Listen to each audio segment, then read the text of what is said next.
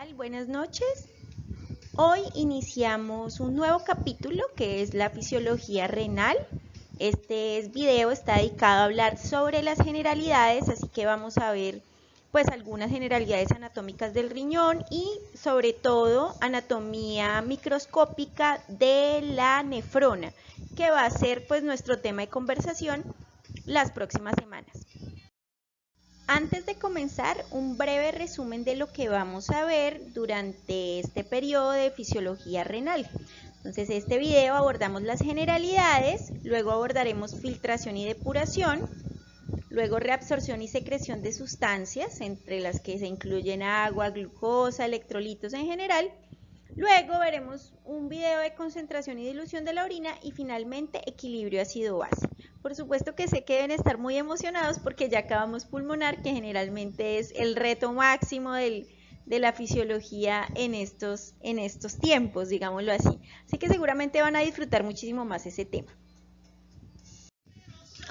La anatomía renal básica o macroscópica, pues como saben, los riñones están ubicados de forma retroperitoneal a ambos lados de la columna vertebral y a la altura de las dos últimas vértebras dorsales y de las tres primeras lumbares. El izquierdo es un poco más voluminoso y la diferencia puede estar alrededor de 2 centímetros, puede ser un poquito más elevado que el otro.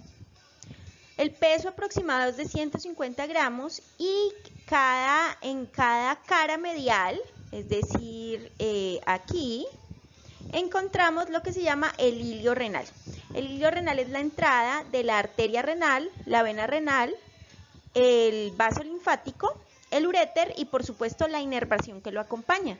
El riñón es un lugar supremamente sensible al dolor y hay varias técnicas semiológicas para ubicar inflamación o dolor de origen renal. Está rodeado por una cápsula fibrosa de protección y una fascia geronta. Por supuesto, esas son cosas que han revisado a profundidad en el curso de anatomía.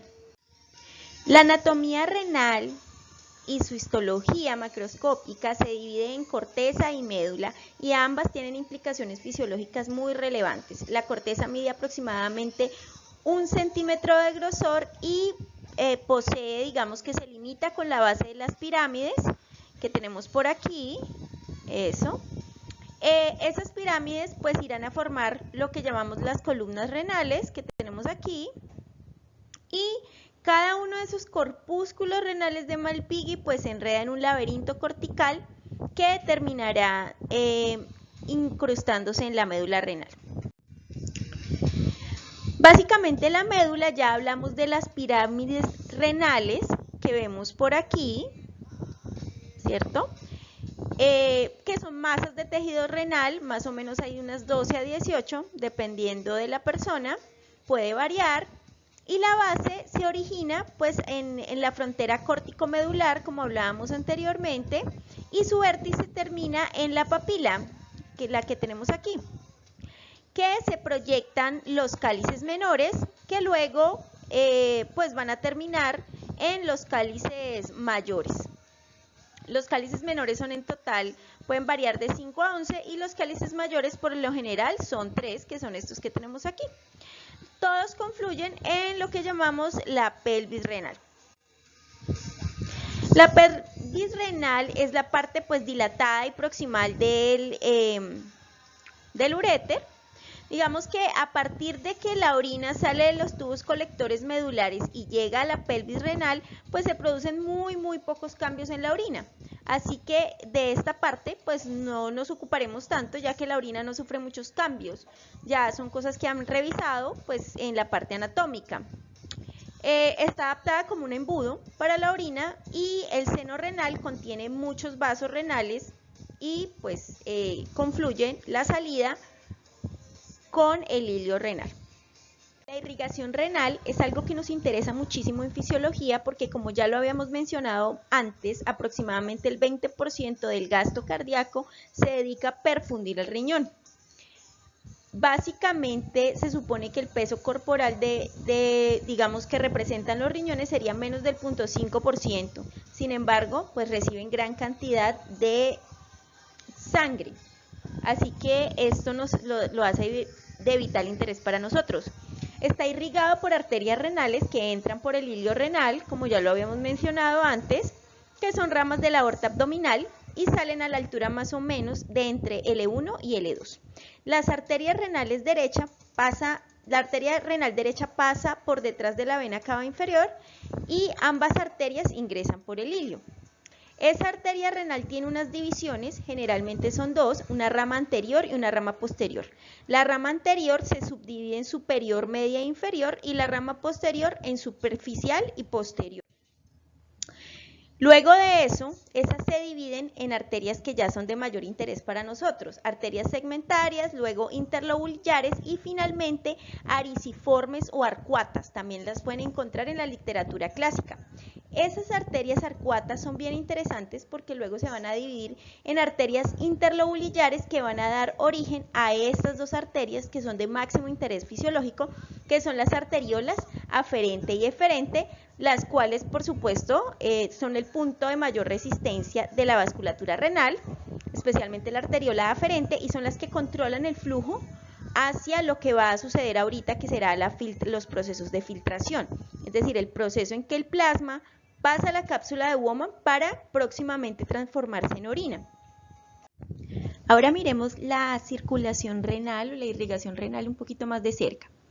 Entonces tenemos por aquí, cojamos un color como que resalte. Habíamos hablado de que las arterias interlobulares daban origen a las arterias ariciformes. Bueno, aquí tenemos una traducción diferente, pero son esas.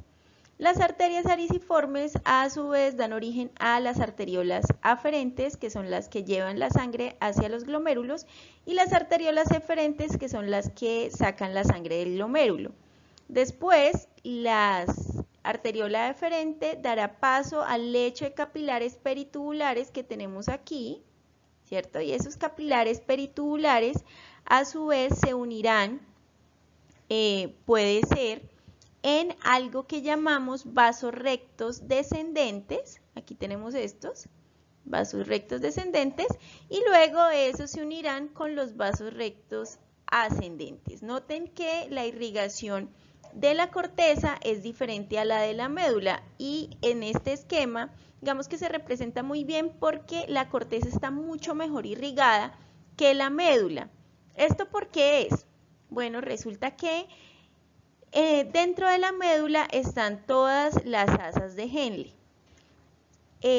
Digamos que el objetivo del riñón es ahorrar tanta agua como sea posible, o al menos mantener el equilibrio hidroelectrolítico en nuestro cuerpo. Parte de eso es no desperdiciar agua que se necesite.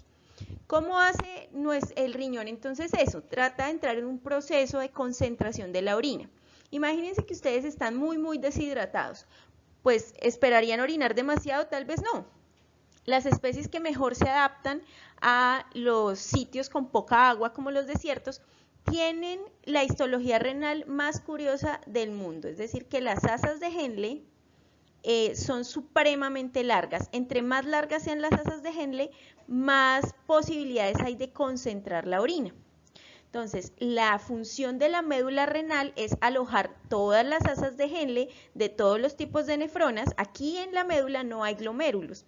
Quiere decir que hay menos irrigación, la osmolaridad intersticial de la médula es mucho más alta y eso hace que atraiga el agua para generar concentración de la orina. Obviamente esto lo vamos a ver más adelante de manera más profunda, pero es para que vayan viendo como las diferencias. También ese mecanismo de que haya vasos rectos que sigan una corriente descendente, es decir, la sangre va bajando aquí y luego la sangre va subiendo por estos otros vasos, genera un mecanismo que se llama de contracorriente. Las máquinas de diálisis modernas intentan imitar esa formación de contracorriente. ¿Qué hace esa contracorriente? Disminuye la concentración de oxígeno medular y eso crea una especie de hipoxia medular. No es muy pronunciada, por supuesto, la diferencia es poca realmente. Aproximadamente el 90% de la sangre del riñón perfunde solamente la parte de la corteza, es decir, los glomérulos superficiales. Y solamente el 10% perfunde los glomérulos yuxtamedulares, que serían estos que están aquí. Es decir, a ver, organicémoslo mejor. El 90% de la sangre se queda en estos glomérulos que están más arriba sobre la corteza y solo el 10% llega a estos que están más cerca de la médula. En la médula como tal no hay ningún ovillo glomerular, todas son asas de Henle, pero pues hay unos ovillos, los yuxtamedulares, que están más cerca de la corteza.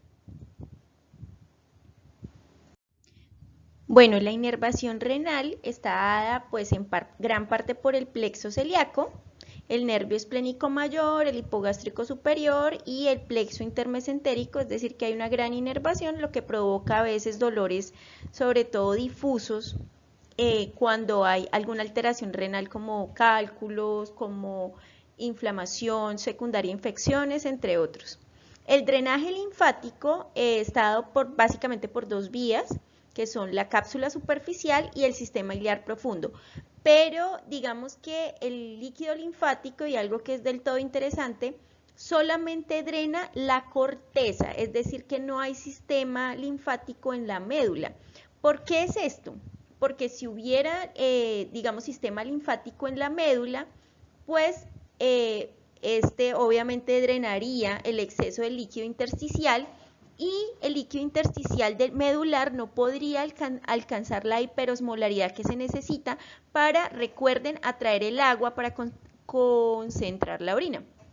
Así que en la médula renal, digamos que no hay actividad del sistema linfático. Eso es algo bien interesante. Simplemente drena la parte de la corteza y pues corre a lo largo de las arterias interlobulillares y arcuatas hasta salir por el hilo renal. Cada riñón consta aproximadamente de entre 800.000 y 1.200.000 nefronas. Y estas nefronas tienen unas partes, pero pudiéramos clasificarlas en dos grandes. El glomérulo, ¿cierto? Que tenemos el ovillo vascularizado, y los túbulos. Estos tienen la misión de filtrar el plasma y finalmente que de esto salga orina. Tenemos dos tipos de nefronas. El 40% de nuestras nefronas son nefronas corticales, quiere decir que están muy los ovillos están muy en la superficie de la corteza, y el otro 60% son las yuxtamedulares. Las yuxtamedulares, los ovillos se encuentran en el límite con la médula y sus asas de Henle son mucho más largas. La mayoría del trabajo las hacen las yuxtamedulares porque tienen asas de Henle más largas, como lo vimos en una diapositiva anterior. Este glomérulo tiene una cápsula de Bowman circundante, que ahorita la veremos en un dibujo mucho mejor, y constituyen lo que llamamos el corpúsculo renal, que es la unidad básica de filtración del riñón, aunque el riñón hace otros mecanismos que también son relevantes. El corpúsculo renal tiene básicamente tres componentes: el componente vascular, el mesangio y la cápsula o espacio de Bowman.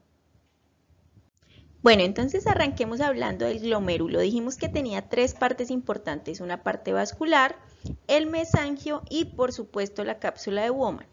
Entonces, el ovillo vascular básicamente está integrado por la arteriola aferente y deferente y forman un entramado de capilares que los tenemos aquí, ¿cierto? Y la cápsula de Bowman pues es epitelio plano simple, que lo tenemos acá. Y entre esto y esto hay una pared que le pudiéramos llamar pared capilar glomerular o membrana glomerular. Y esta membrana está integrada por tres capas. Unas que son las células endoteliales fenestradas, que estarán en la superficie de los capilares, una membrana basal glomerular dividiendo ambas cosas, y por supuesto las células epiteliales de la cápsula de Bowman, también conocidos como podocitos. Miremos la primera parte entonces de ese glomérulo, sería el endotelio fenestrado. Es fenestrado porque tiene poros de aproximadamente entre 70 y 100 nanómetros. Su función principal es separar elementos formes, es decir, células sanguíneas, del líquido que finalmente sí va a ser filtrado. Logra esto en parte por su tamaño, por supuesto, por aquí no puede haber un glóbulo rojo, pero también porque tiene una estructura que histológicamente habíamos revisado antes en todo el endotelio vascular, que es el glicocáliz, que es una estructura proteica con proteoglicanos, entre otras cosas, que tienen carga negativa y que repelen sustancias con carga negativa, por supuesto. Las que más sufren esto, por supuesto, son las proteínas de gran tamaño, como la albúmina. Pero pues eso no es lo único que repele la albúmina. Ya vamos a ver que esta apenas es la primera capa de las 3 subcapas que tiene la membrana glomerular, que es la que estamos revisando en este momento. Bueno, la siguiente capa sería la membrana basal glomerular. Básicamente sus funciones son de mantener la arquitectura glomerular normal, es decir, su forma. Es una estructura que básicamente es de anclaje de las células contiguas, que serían pues los podocitos por este lado que integran la cápsula de Bowman, y limita aquí con las células endoteliales que hablábamos en la diapositiva pasada, que son las que tienen las fenestraciones o aberturas, ¿sí? Entonces, la membrana basal glomerular no solamente sirve de sostén, además actúa como barrera para filtración para algunas macromoléculas. ¿Cómo hace eso? Resulta que esta membrana basal glomerular tiene 3 capas. Esas 3 capas básicamente son una capa interna muy fina, una capa gruesa y una capa fina externa. Esta membrana basal glomerular básicamente está integrada por proteoglicanos, entre ellos heparansulfato. Eso quiere decir que tiene, digamos que bastantes habilidades para restringir el paso de solutos de tamaño intermedio a grande, o sea, más o menos con un peso molecular mayor a 1 kilodalton. Aquí tenemos un poco la composición de esa membrana glomerular. Entonces hablamos del heparansulfato, pero además tenemos el colágeno de tipo 4, que sería su mayor componente, y otras estructuras o proteínas de adhesión como la laminina, la nactina, que actúan como proteínas de anclaje y adhesión, se unen al colágeno y la laminina. Ahorita mostramos una imagen. Y pues por supuesto el proteoglicano, que sería como el más importante. Digamos que esta membrana también hace que muchos de ellos tengan carga negativa y nos ayudan a repeler aún más las proteínas. Los podocitos serían la siguiente capa y es una serie de procesos pediculares que parecen piecitos y por eso se les llaman podocitos. Digamos que están entre las células endoteliales y la membrana basal, están adheridos a la membrana basal y básicamente forman lo que llamamos un diafragma en hendidura, es decir, que permiten el paso de algunas moléculas y de algunas no. Esas células epiteliales también tienen carga negativa y también evitan el paso de sustancias de esa carga.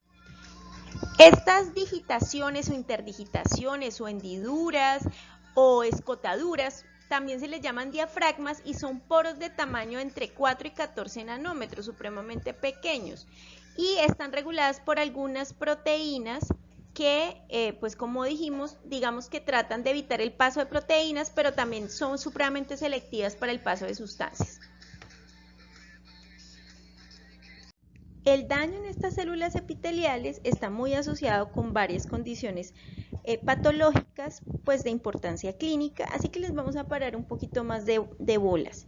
Entonces, básicamente la unión entre los podocitos y la membrana basal glomerular se basa en 3 dominios. Uno que es el primero, que es apical, que básicamente tiene carga eléctrica y tienen unas proteínas que unen filamentos de actina. Aquí tenemos las proteínas y estos son los filamentos de actina del interior de los podocitos, los cuales son bastante flexibles, por cierto.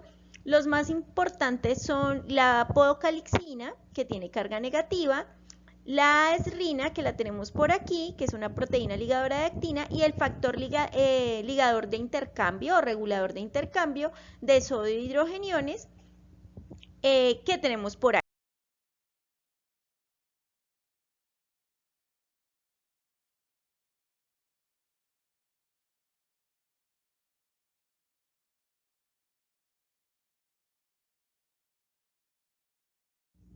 El segundo dominio, y en mi opinión el más importante, es el dominio del diafragma de filtración. Es este que tenemos aquí. Este dominio es el responsable de impedir el paso de proteínas, entre ellas obviamente la albúmina, y la proteína más importante es la nefrina, que además es su mayor componente y cumple funciones de modulación. Esta nefrina o NEF1, como se conoce, digamos que está adyacente y forma una especie de cremallera para ayudar a formar un diafragma en hendidura entre podocito y podocito. Ahora, cuando digamos que hay enfermedades o defectos genéticos en la producción de la nefrina o enfermedades autoinmunes que atacan la producción de esta proteína, pues seguramente estaremos en presencia de alteraciones de la filtración, lo que va a llevar a, por ejemplo, síndrome nefrótico, que es la pérdida de proteínas, que coincide con pérdida de proteínas en la orina, entre otras pues alteraciones, ¿no? También tenemos otras proteínas importantes en ese diafragma, como la pecaderina y la actina, que sería el componente del citoesqueleto, como ya lo habíamos dicho. Digamos que la nefrina es importante porque regularía el tamaño del poro y la permeabilidad y la selectividad de ese diafragma para dejar o no pasar sustancias. El tercer dominio es el dominio basal o el dominio de anclaje, es decir, las proteínas que unen el podocito a la membrana basal glomerular. Y pues es un complejo de adhesión que tiene unas integrinas, ¿cierto? Que es lo que finalmente le da estabilidad a la membrana. Digamos que estas pueden ser las más importantes. Aquí hay 3 proteínas, la megalina, la integrina y el distroglicano, que digamos que son las proteínas principales de anclaje a la membrana glomerular. A su vez, digamos que se unen a la actina desde el citoesqueleto, del podocito, y tenemos otras pues que también son como intermediarias, que son tal vez menos importantes, pero pues también vale la pena que las revisen. Pudieran hacer una revisión rápida de qué enfermedades están asociadas a la ausencia de alguna de estas proteínas de anclaje. Ya yo les di una que es síndrome nefrótico versus ausencia o alteraciones de la nefrina. Ustedes pudieran revisar algunas otras que estuvieran asociadas a algunas de estas proteínas de anclaje.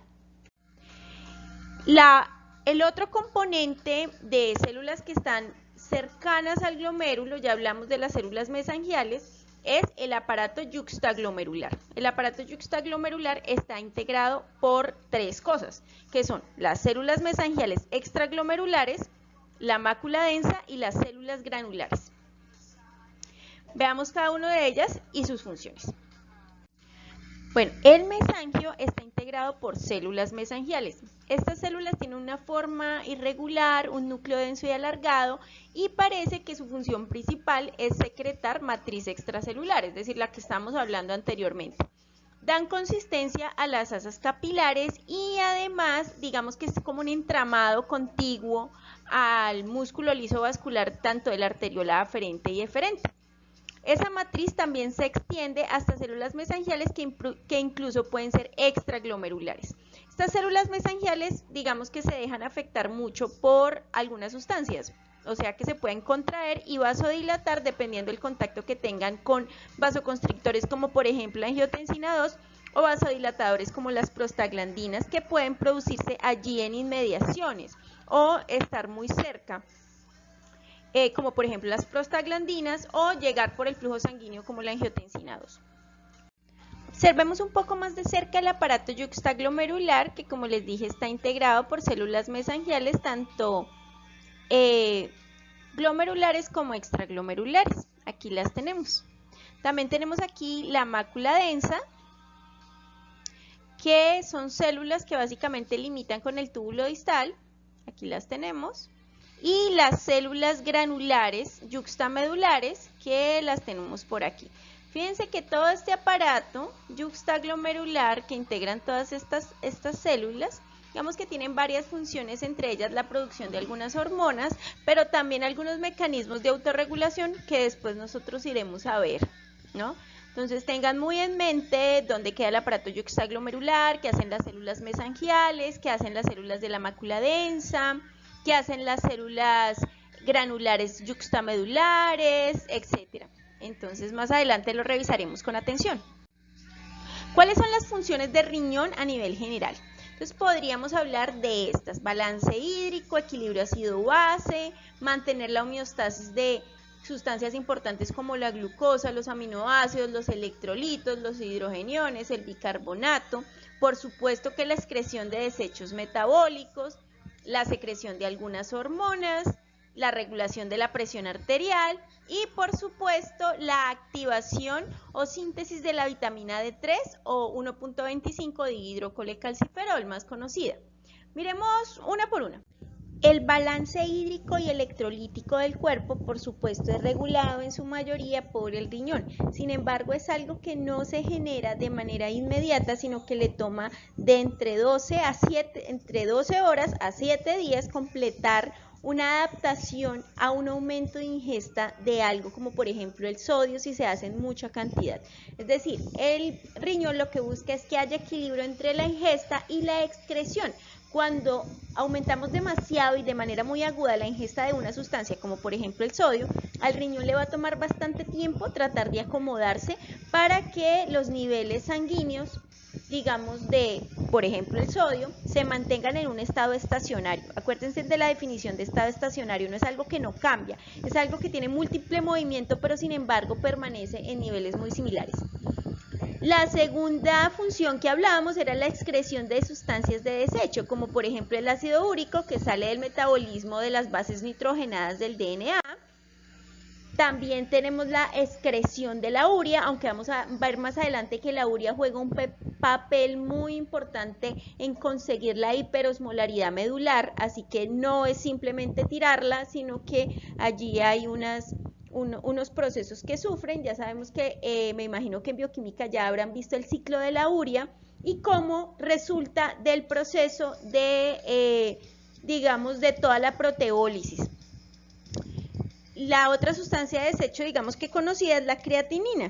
La creatinina es pues producto de la degradación de la creatina muscular que vimos cuando vimos fisiología muscular. Se sintetiza generalmente en el hígado y va al músculo estriado donde se almacena para luego ser fosforilado un ADP, o sea, sacar energía pues de acción rápida, y pues lo que queda de ahí pues va a resultar en creatinina, que sería la sustancia de desecho. Generalmente es alta cuando tenemos alta ingesta de cárnicos y cuando se genera algún tipo de degradación muscular. Generalmente entre los hombres y mujeres hay diferencias porque hay diferencias de depósito proteico, pero recuerden que estos valores que aparecen ahí, tanto para hombres como para mujeres, son para personas que son comunes, no para deportistas de alto rendimiento. Si tiene una mujer de alto rendimiento, pues seguramente va a tener niveles de creatinina un poquito más alto que las mujeres promedio porque tienen mayor depósito muscular. Entonces tengan en cuenta que estos rangos es por el depósito proteico muscular de las personas. Que aquí tenemos como un esquema que nos muestra la síntesis de creatinina, que lo pueden repasar, le pueden echar un ojo y verlo a profundidad, pero digamos que lo interesante de esto es que la creatinina nos sirve como indicador de función renal y lo vamos a ver en el siguiente video cuando veamos filtración y depuración. Otra función del riñón, por supuesto, es la secreción de hormonas y medicamentos. Entonces, ¿las hormonas cuáles serían? Pues digamos que ahí tenemos varias, como por ejemplo hay acción, aunque no se produce ahí, tiene acción la PTH, que es la paratormona, que evita que tiremos tanto calcio, se aumenta la reabsorción de calcio y la secreción de fosfato, y también la eliminación parcial de la insulina y la excreción de algunos hipoglucemiantes, que son medicamentos, por supuesto, es decir, que tienen excreción renal. Producción de hormonas como por ejemplo la eritropoyetina, que vimos con mucha atención cuando estuvimos viendo la parte de oxigenación, y por supuesto el control de la presión arterial y el equilibrio del sodio, entre otros electrolitos, que también lo hablamos cuando hablamos de presión arterial en un video anterior. Además de todas estas funciones, pues tiene una función de gluconeogénesis, es decir, de producir glucosa a partir de cosas que no son carbohidratos. En este caso, generalmente se hace a base de glicerol, entre otras sustancias que haya por ahí.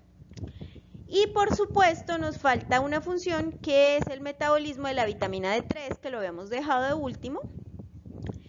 Digamos que la vitamina D3 es bien conocida, que se obtiene de algunos alimentos y de la exposición a la luz solar, o sea, a los rayos UV. Eso genera una previtamina D3, ¿cierto? Que sufre varias transformaciones, una en el hígado, pero su transformación final se produce en el riñón, donde la 25-hidrocolecalciferol se transforma en 1.5-dihidrocolecalciferol, más conocida como calcitriol, que sería la forma activa de la vitamina.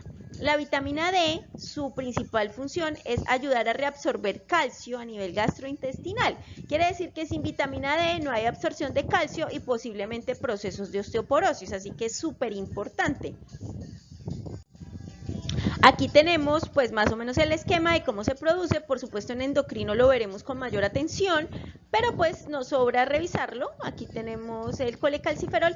Fíjense que está sometida a un proceso de feedback negativo, es decir, cuando hay bajos niveles de calcio se produce PTH, es decir, paratormona. La paratormona estimula al riñón para que active más 25 en 1.25. Cuando aumentan los niveles de calcio, cesa esa, ¿cómo se llama eso? Esa estimulación y, bueno, si aumenta la absorción de calcio intestinal, si esas concentraciones de calcio aumentan, pues se inhibe la paratormona y esa estimulación que tiene con el riñón, pues disminuye y los niveles de vitamina D3 activa, pues también disminuirían. Entonces, fíjense lo interesante. Ahora, los niveles de 25-hidrocolecalciferol, cuando aumentan demasiado, también inhiben al hígado de la conversión de colecalciferol, que sería la hormona primaria que se da en la piel, hacia 25-hidrocolecalciferol. Entonces no es solamente, son como dos bucles de retroalimentación negativa que dependen de la concentración de calcio y de la concentración de hormona paratiroidea. Bien interesante. La hormona paratiroidea, yo les dije que tenía actividad pues sobre el calcio en el riñón, es decir, que aumenta la reabsorción hace que el riñón aumente la reabsorción de calcio, que tire más fosfato a nivel renal, pero también hace que el riñón pues estimule la producción de vitamina D3, que aumenta la absorción de calcio y fosfato a nivel gastrointestinal. Entonces es una cosa bien interesante. Ahora que vimos las funciones del riñón, pues es fácil intuir cuáles serían las complicaciones si el riñón no está o no está al 100% de su capacidad. Entonces, por ejemplo, si una de sus funciones es secretar o excretar medicamentos, pues es fácil intuir que esos medicamentos se van a empezar a volver tóxicos o se van a acumular en la sangre de los pacientes. También es lógico pensar que va a haber anemia por falta de EPO, que va a haber alteraciones en el equilibrio ácido-base, procesos de acidosis. También es fácil pensar que si tiene funciones en el control de la presión arterial, pues el paciente va a sufrir cambios en la presión arterial o desbalance en el proceso de regulación. Y por supuesto, bueno, anemia. Y la falta de vitamina D3 o de activación de vitamina D3 pues indiscutiblemente va a disminuir la reabsorción de calcio a nivel gastrointestinal, que puede llegar a procesos como este, osteodistrofia renal. Y hay, digamos que de varias presentaciones. Una podría ser que haya baja concentración de la tasa de filtración glomerular, que es la cantidad de plasma que puede filtrar el riñón por hora, que generaría pues una disminución importante de la vitamina D3, ¿cierto? Por daño renal, y que eso haga a aumentar los niveles de PTH, ¿no? Para poder estimular esa producción de vitamina D3.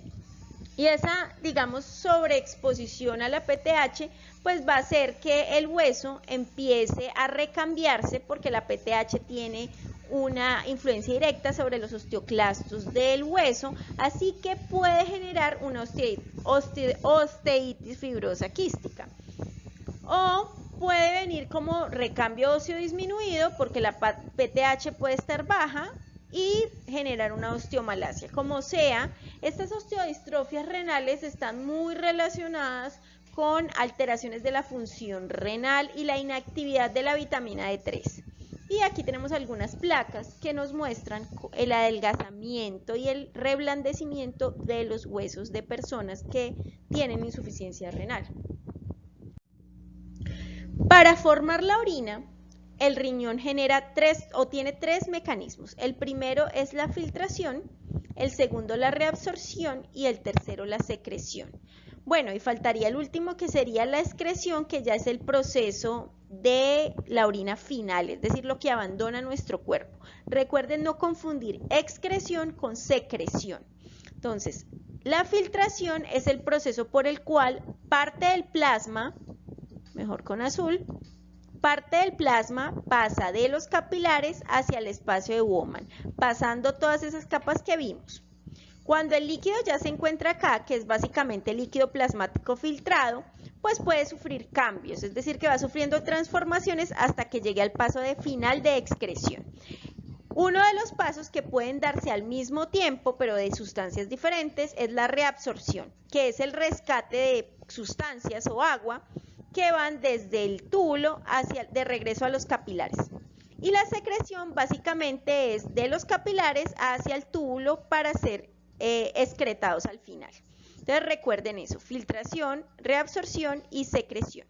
En videos más adelante, pues entonces vamos a ver cada uno de esos procesos de manera independiente. Varias de las sustancias de nuestro cuerpo pueden sufrir todos estos procesos, filtrarse, secretarse, reabsorberse y excretarse al final. O puede que solo sufran algunos de los procesos y no todos. Entonces tenemos una clasificación de tipos de sustancias como para que nos vayamos metiendo en el tema. Tenemos sustancias de tipo 1 que son las que se filtran, es decir, bien, pero no se secretan ni se reabsorben, es decir, que se filtran y ya, quedan en el túbulo. Quiere decir que la cantidad excretada que sale al final, en la orina final, es igual a la cantidad que se filtró. Un ejemplo de eso se llama inulina. La inulina es una sustancia con la cual hacemos cuentas de la tasa de filtración glomerular exacta. Más adelante en el video de filtración pues les voy a explicar más acerca de eso. Por favor busquen qué es el tiomalato y para qué sirve. ¿Ok? El segundo tipo de sustancia es una sustancia que, bueno, sí se filtra, pero no se reabsorbe, aunque sí se secreta. ¿Sí? Es decir, que la cantidad que se excreta en la orina final es igual a la cantidad filtrada, pero además hay que sumarle una parte que es secretada desde el capilar hacia el túbulo, ¿sí? Generalmente la más sonada es la creatinina. La creatinina se utiliza en la vida clínica para hacer cuentas de la tasa de filtración glomerular, es decir que tomamos en cuenta que la cantidad filtrada sería lo mismo que es capaz de filtrar la membrana glomerular. Aunque eso en realidad no es del todo cierto, porque a esto tenemos que siempre pensar que se le está agregando parte que se secretó. Quiere decir que cuando hacemos cuentas de la tasa de filtración glomerular con la depuración de creatinina, tenemos que saber que está ligeramente aumentada de lo que realmente es. Entonces, esas serían las segundas sustancias. El tercer tipo de sustancia se filtra. El tercer tipo de sustancia sí se filtra, sí se reabsorbe, pero no se secreta. Aunque, bueno, aquí puse de ejemplo la urea, pero ya vamos a ver más adelante que la urea depende mucho de la presencia de vasopresina, pero dejémosla ahí como un ejemplo. La cantidad de sustancia excretada sería igual a la cantidad filtrada menos lo que se reabsorbió. ¿Sí? Pero como no se filtra, pues como no se secreta, pues no la tenemos en cuenta. El ejemplo que ponen los textos es la urea, aunque en realidad la urea sí se puede secretar si no hay vasopresina. En presencia de vasopresina se reabsorbe. Entonces digamos que ahí dejémosla como ejemplo, pero si encuentran uno mejor de este tipo de sustancias, por favor pónganmelo en los comentarios. Y finalmente tenemos una que hace todo, se filtra, se secreta y se reabsorbe. ¿Quién es mejor que eso? Que los hidrogeniones. Dependen mucho del nivel de pH que haya en la sangre. Entonces se pueden secretar, se pueden reabsorber y por supuesto que se filtran. Entonces la cantidad de sustancia excretada es igual a la cantidad filtrada menos la reabsorbida más la secretada. Muy bien, hasta aquí llegamos en este video. Recuerden que es el video de generalidades, el próximo se tratará de filtración y depuración y luego veremos los procesos de reabsorción y secreción de todas las sustancias a través del túbulo y luego vamos a ver pues cómo se genera la concentración de la orina y el equilibrio ácido-base. Entonces, pues fue un placer. Muchas gracias.